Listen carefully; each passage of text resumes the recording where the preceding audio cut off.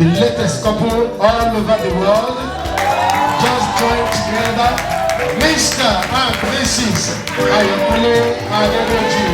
Hallelujah. Amen. With that,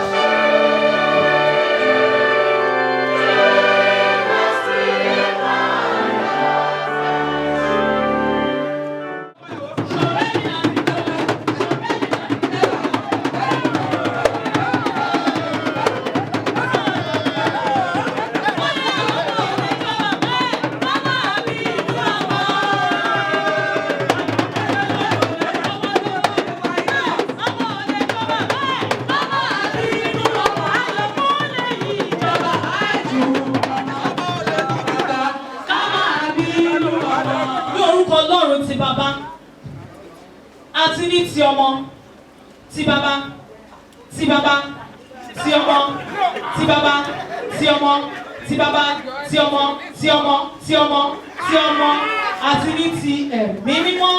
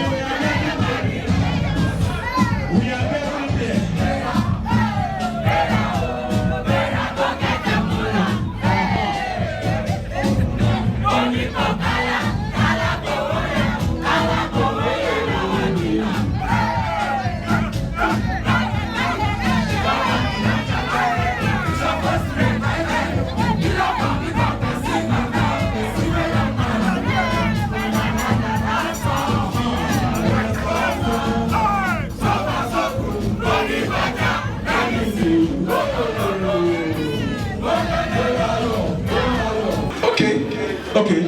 3! Yeah. Please, a round of applause for the couple. Ẹ jọ̀ọ́ bá mi pàtẹ́wọ́ fún wọn ní